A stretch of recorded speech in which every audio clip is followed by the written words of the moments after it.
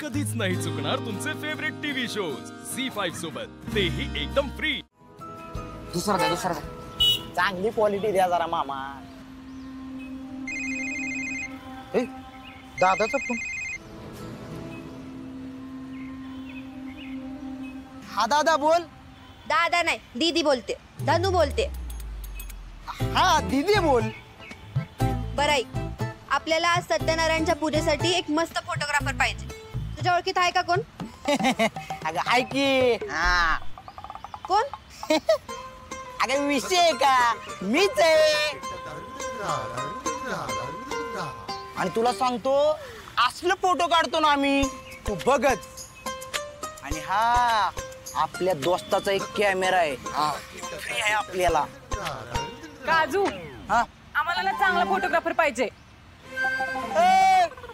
चांगला तुला सांगतो तेजू अक्का, असलं फोटो काढतो मी, असलं फोटो काढतो ना पुढच्या माणसाला कळतच नाही खरा माणूस कुठला आहे, फोटोतला कुठला आहे। हा?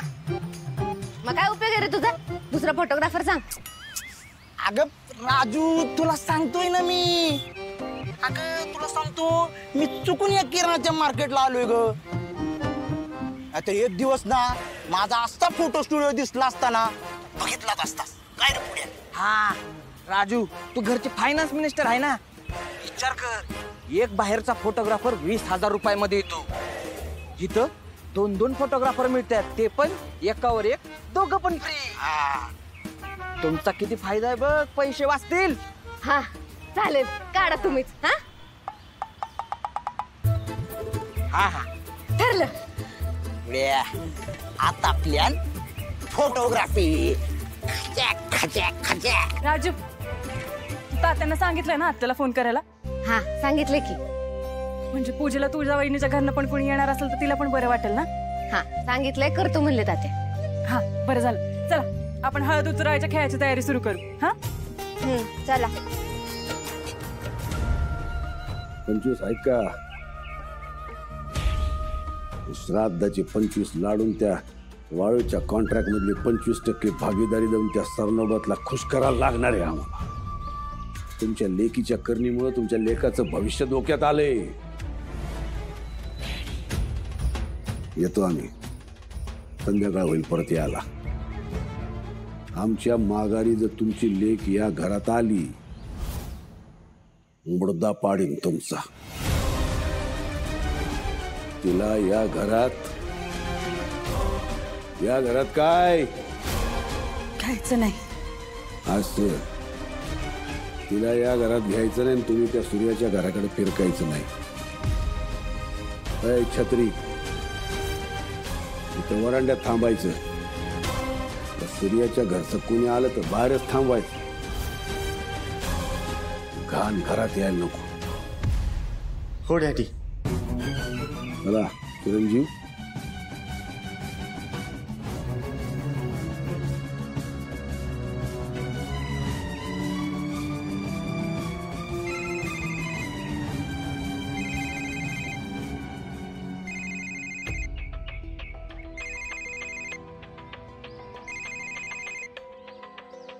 अक्का उचला फोन।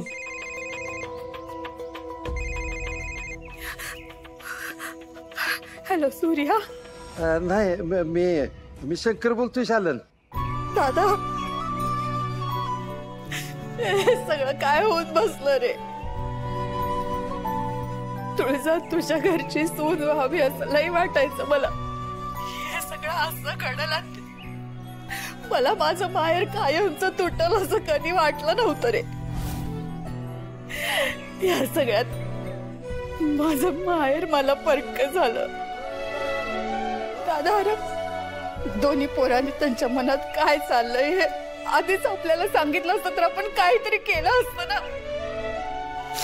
पण आता मी काय करू सांग मला? अरे इथं या घरात मालकाने माझ्या पोरीच्या श्राद्धाचं जेवण घातलंय।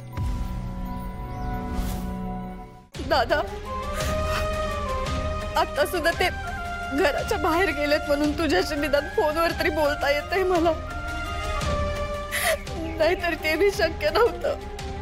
तुझं दुःख समजतंय ग मला, पण परची काढलं ती काय आपल्या हातात होतो बाई. काळच प्रत्येक गोष्टीवर औषध असतो म्हणतात. तो जसा पुढे सरकत जाय ना तसं होत्याला जखमा बऱ्या सांगून पुन्हा होत्याला दोन्ही घरे एकत्र बघ. देव करो तसंच हो. हातात आपल्याच हातात आहे. आज सत्यनारायणाची पूजा ठेवली आहे बघ घरात. पुरीकडचं कोणीच नाही. तू आली तर बरं वाटेल. पोराच्या डोक्यावर आशीर्वादाचा हात पण ठेवशील. हे बघ तू 2 मिनिटं का पण होईना येऊन जा इकडे आणि पोरांना आशीर्वाद देऊन जा. हा येशील ना ग शालन? येशील ना? बोल ना काहीतरी बोल की. हॅलो आत्या. काय झालं? ठेवला फोन.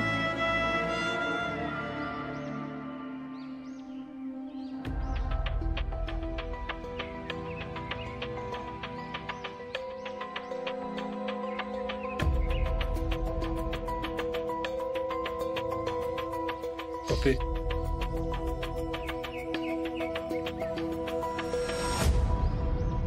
सूर्या, असं आयुष्यात पहिल्यांदा अडवलेस मला. पप्पी मी तुझं मन. राहू देत सूर्या. आता या सगळ्याला काय अर्थ आहे? तू त्रास करून घेऊ नको. मी बरी.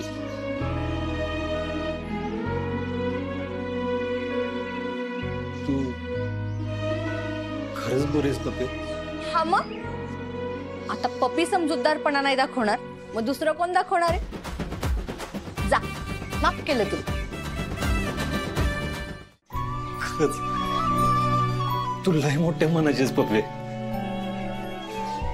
माझ्या मनावरच तू एवढं मोठं वजा हलका केलंयस ना, तुला नाही कळणार. तू जो समजूतदारपणा दाखवलायस ना ते दाखवणं सोपं नसतं. माणूस आयुष्यभर आपलं मन दुखवणाऱ्याला कधीच विसरत नाही. त्या माणसाची आयुष्यभर मनात आडी घेऊन बसतात, कधीच तोंड पण बघत नाहीत. पण तुझं तसं नाही. तू ना बारक्या पोरगत साप म्हणायचीस. मला मोठ्या मनानं माफ केलंस तू. मी तुझं मन दुखवलं याची जाणीव आहे मला. तू फक्त माझी पोरगी नाहीस पप्पे, माझी लहानपणापासूनची मैत्रीण पण आहेस. आणि ती मैत्री कायम राहील. ती मैत्रीण नाही गमवायची मला पप्पे. पप्पे मी काय चुकीचं बोललो का? तुला त्रास होईल असं का बोललो का? हो मग त्रास होईल असंच बोललास.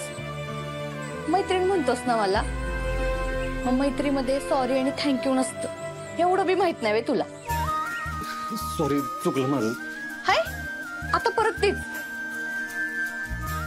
आता काहीच नाही बोलायचं.